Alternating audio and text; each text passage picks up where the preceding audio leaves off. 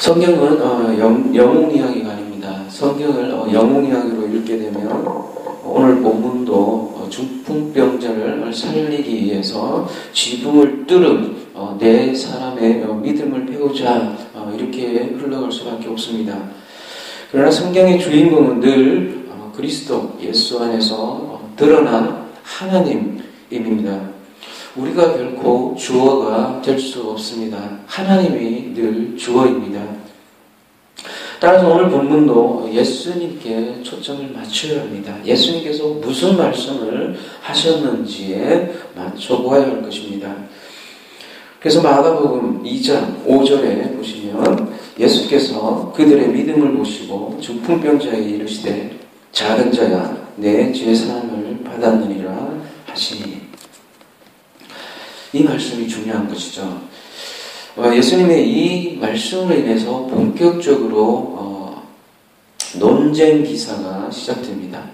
지금 오늘 본문 이전에는 계속해서 병 고치는 기적 이사로 가득했었습니다. 근데 오늘 이 말씀으로 인해서 오늘 본문부터 3장, 마가복음 3장 35절까지 계속해서 이제 논쟁 기사가 이어집니다. 예수께서 하신 이 말씀이 왜 이렇게 논쟁이 됩니까? 여러분, 구약의 선지자들도 기적을 행했습니다. 병 고침을 일으키고. 그러나 구약의 선지자들은 직접적으로 자신이 죄 사함을 선포하지는 않았습니다. 근데 예수님께서는 병을 고치기 전에 먼저 죄 사함을 선포하십니다. 죄 사함을 선포하는 것은 당시로서는 상상할 수 없는 혁명적인 메시지였습니다. 당시 제사는 반드시 성전에서 희생제사를 통해서 이루어졌기 때문입니다. 희생제사 없는 죄사함은 상상할 수 없는 것이죠. 근데 지금 곧바로 제사함을 선언해 버리십니다. 그리고 예수님께서 무엇이라고 말씀하십니까? 작은 자야 내 제사함을 받았느니라. 작은 자야. 이 작은 자가 무슨 뜻일까요? 원어로 보니까요, 이 테크논, 아들이라는 뜻이더라고요. 그리고 영어 번역으로 보니까 my son 이렇게 되더라고요. 아들입니다. 아들이라는 뜻이고, 이것은 무슨 뜻입니까? 우리가 제사함을 받으면 하나님의 아들이 되지 않습니까? 그러니까 제사함을 선포함으로써 벌써 이렇게 하나님의 아들됨을 선포하는 것입니다.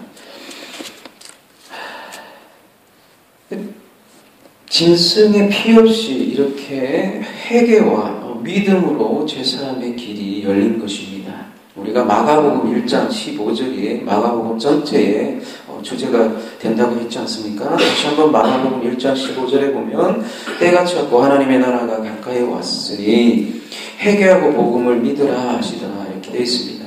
이때 회개와 믿음이라는 핵심 단어가 있죠.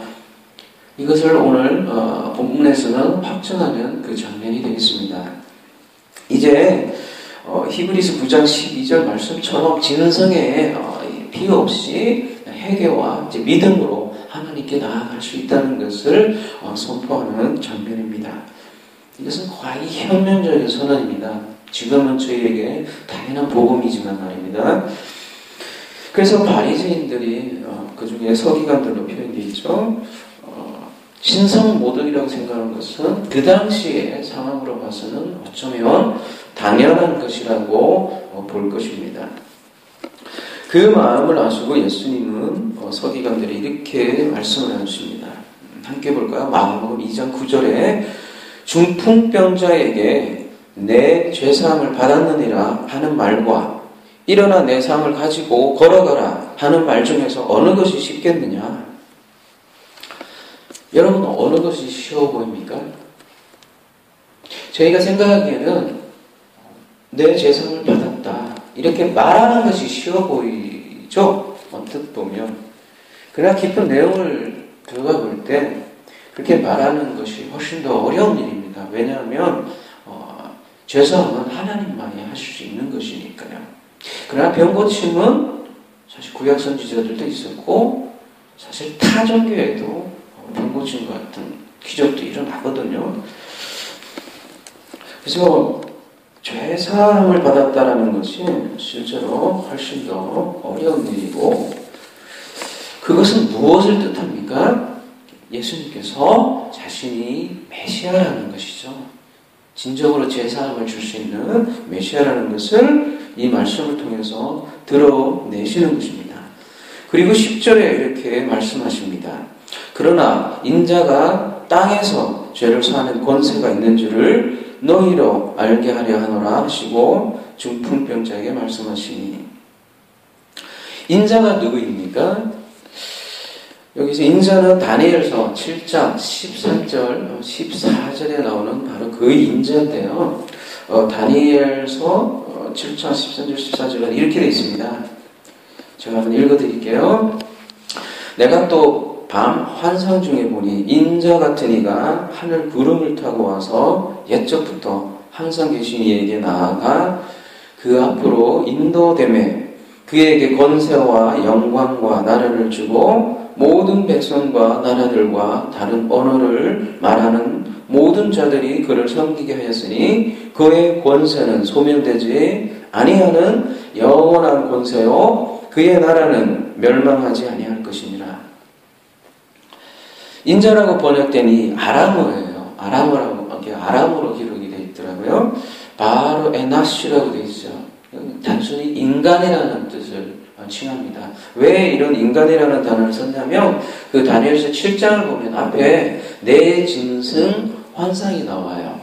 그리고 그 다음에 옛적부터 항상 있던 계신 하나님이 장면이 나오고 그 다음에 짐승과 대비되는 사람이라는 뜻으로 인자 같은이라고 표현이 나옵니다. 그 사람의 모양을 한 그분이 옛적부터 항상 계신 하나님께 구름과 함께 나아가십니다. 그리고 하나님께 모든 권세를 위임을 받고 그의 나라가 세세토록 통치하는 그 통치권을 부여받는 장면이 다니엘서 7장 13절 14절입니다. 그래서 이 다니엘서의 그 환상이 언제 성취가 되냐면 예수 그리스도께서 죽으시고 부활하시고 승천하셔서 그의 모든 다스릴 권세를 하나님 아버지께 부여받는 그때가 이 환상이 성취되는 것이죠. 그 장면을 베드로가 오순절 성령 강림 이후에 그의 설교를 통해서 확정을 하였습니다. 그래서 이 다니엘에 쓴 이 인자라는 단어를 예수께서는 자신을 표현하실 때 사용하십니다. 인자는 인자. 결국 자신이 이 다니엘서의 묘사는 바로 그 인자라는 것입니다. 하나님께 모든 권세를 부여받은 사람의 아들, 즉 메시아라는 것입니다. 이제 그가 진정한 성전입니다. 이 진정한 성전만이 죄사함을 줄 수 있는 것입니다. 두 번째로 저희가 알아볼 것은, 그러나 이 이스라엘의 성전은 어떻습니까? 영적으로 마비된 상태입니다. 본문의 중풍병자의 원어는 마비된 자라는 뜻입니다. 이 마비되는 병이 마비된 병이 중풍병입니다. 그래서 마비된 자 뜻인데요. 이 죄사함이 선포되어야 할 성전이 지금 마비가 되어 있습니다. 그 성전은 더 이상 이스라엘을 치유할 수도 없고 죄사함을 선포할 수도 없었습니다. 그래서 이제 새로운 성전이 필요합니다. 이 중풍병자는 바로 이스라엘의 성전을 뜻합니다. 마비되어 있습니다. 중풍병자에 걸린 성전은 치유가 되어야 합니다. 근데 그 치유를 방해하는 것들이 오늘 본문에 두 가지로 표현이 됩니다. 첫 번째는 많은 무리들입니다. 지금 예수님이 계신 곳에 수많은 무리들이 모여 있습니다. 왜 모여 있습니까?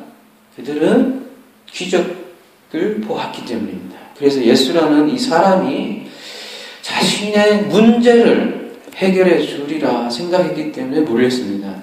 기적을 일으키시고 기적을 일으키자 수많은 무리들이 모입니다. 그때 예수님께서는 그들을 환영하지 않고 항상 한적한 곳으로 피하는 모습을 우리가 자주 볼 수 있습니다. 우리가 잘못하면 하나님을 우리들의 문제 해결자로 생각하기가 아주 쉽습니다. 그래서 결국은 하나님을 이용하여 자신의 번영, 자신의 꿈, 자신의 목적, 그러한 것들을 추구하기가 굉장히 쉽습니다. 굉장히 이거에 신자에게 가지는 깊은 유혹입니다. 이것을 구약에서는 바알 신앙이라고 합니다. 늘 경계해야 하는 신앙입니다.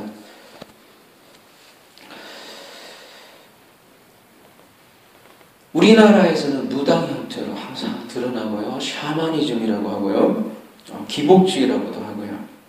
이렇게 기복주의에 물들면 더 이상 성전은 성전이 아니고 마비된 성전이라는 것입니다. 오늘날 교회는 이렇게 기적을 추구하는 신비주의, 또 물질 축복, 건강 축복을 추구하는 기복주의, 이런 것으로 물들어 있습니다. 이것은 성전이 아니라 산당인 것이죠. 두 번째 방해물이 무엇입니까? 지금 서기관들입니다. 서기관들은 율법주의를 상징을 하고 대표하는데요. 마가복음에서 오늘 본문에서 처음으로 이제 서기관들이 등장을 합니다. 오늘 본문부터 본격적으로 논쟁 기사가 시작되는데 첫 번째 등장하는 인물이 서기관입니다. 서기관들은 누구입니까? 서기관들은 바리새인들 중에 특별히 뽑은 국가에서 뽑은 율법 기록사입니다. 그러니까 바리새인들이 율법에 아주 특출나지 않습니까? 그 중에 또 특별히 뽑은 지금 말하자면 공무원들입니다. 그러니 율법의 전문가들이죠. 근데 참으로 아이러니한 것은 이러한 율법의 전문가, 그들은 무엇을 연구를 했습니까? 어떻게 하면 하나님을 잘 섬길까를 그러니까 전문으로 하는 사람들인데, 이들이 하나님께 가는 것을 가장 막았다는 것이 참으로 아이러니가 아니었습니다. 왜 그렇습니까? 그들은 바로 율법주의에 빠져 있었기 때문입니다. 지금도 마찬가지입니다. 하나님께 나아가도록 가장 방해하는 것은 의외로 불신자들이 아닙니다. 오히려 교회 안에 타락한 율법주의, 아까도 말씀드렸던 그 신비주의, 이런 것들로 물들었기 때문에 교회의 그 진짜 모습을 우리가 보여주지 못하기 때문에 그 불신자들은 교회가 저런 곳이구나, 우리하고 별다른 거 없네, 항상 복을 추구하고 번영을 추구하고 도덕적으로도 별로 본받을 것도 없고, 그렇기 때문에 교회에 안 나오는 것이죠. 타종교와 우리가 복을 추구하고, 그렇죠? 신비한 거 추구하고, 그러면 타종교하고 틀릴 게 뭐가 있어요? 힌두교나 마호메트는 똑같이 기복주의고 신비주의 다 있거든요.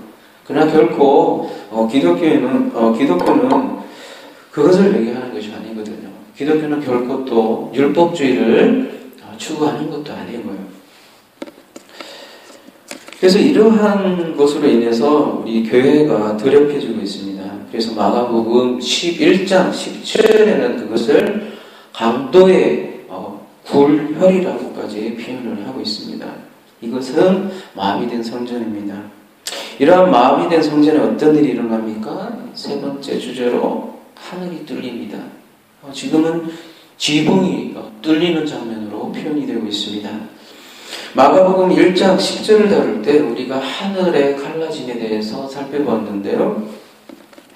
성경에서 또한 그 집은 성전을 상징한다는 내용도 저희가 함께 살펴보았습니다. 지금 이 집이 뚫리는 장면은 성전이 뚫리는 장면이요, 하늘이 갈라지는 모습입니다. 하늘이 갈라지고 그 중풍병자를 내리죠. 이스라엘의 가옥 구조는 우리나라 그 가옥 구조하고 틀려서 이 내문에서 이렇게 올라갈 수 있어요. 바깥에 계단을 통해서 그렇게 해서 내려갈 수 있는, 막 콘크리트로 되어 있는 것도 아니어서 내릴 수 있는 구조였어요.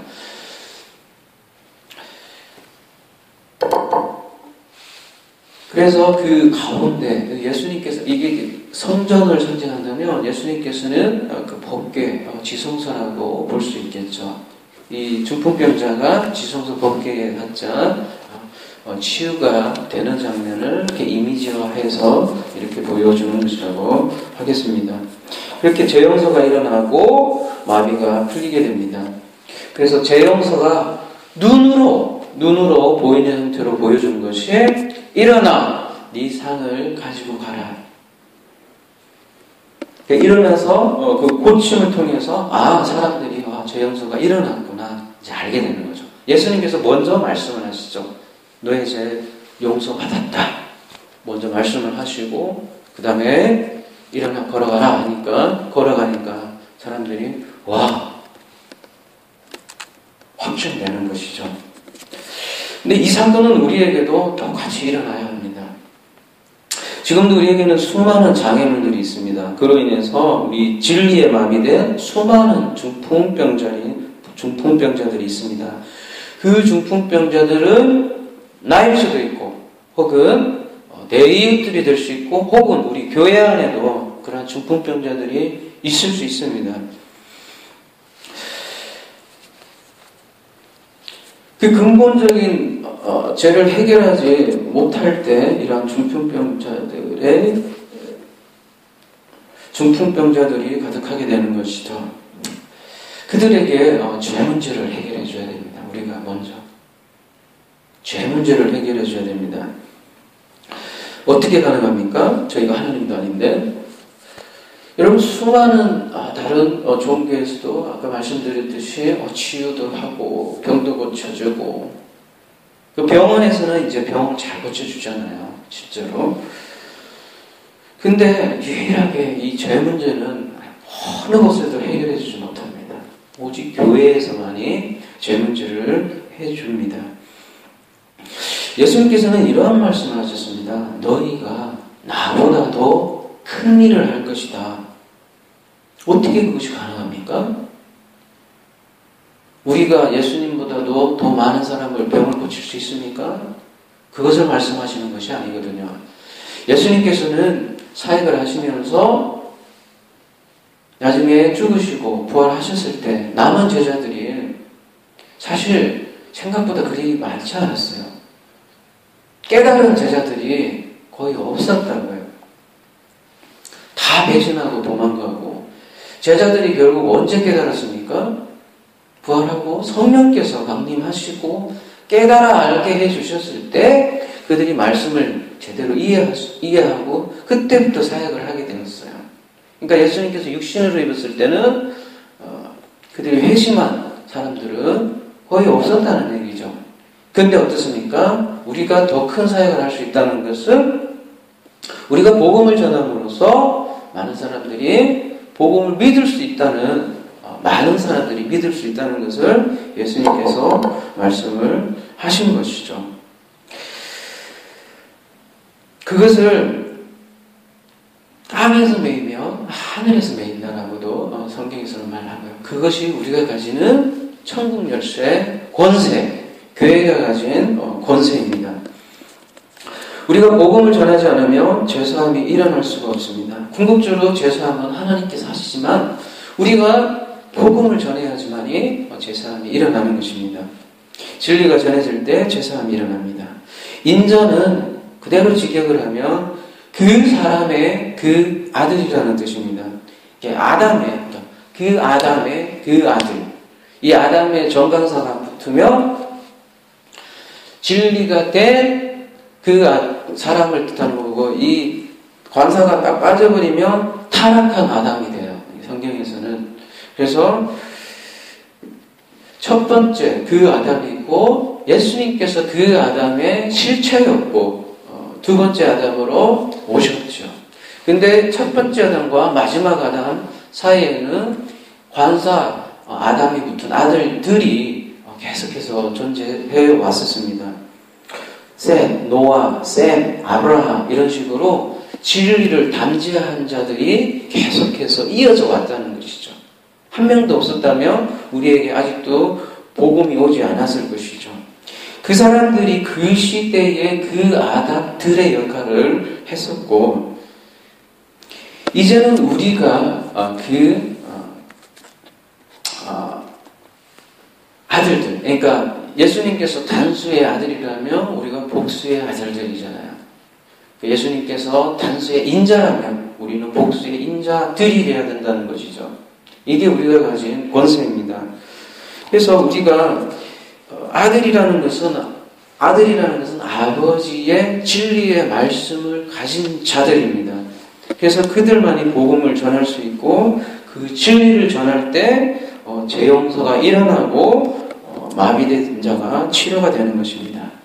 그럴 때 우리 절망적인 조국교회의 지붕이 뚫리고 우리 교회의 지붕이 뚫리고 마비된 자들이 일어나고 상을 가지고 집으로 가는 놀라운 역사가 우리에게도 일어난다는 것입니다. 진리로 바로 섭시다. 부지런히 말씀을 상고합시다. 그리고 복음을 전합시다. 기도합시다.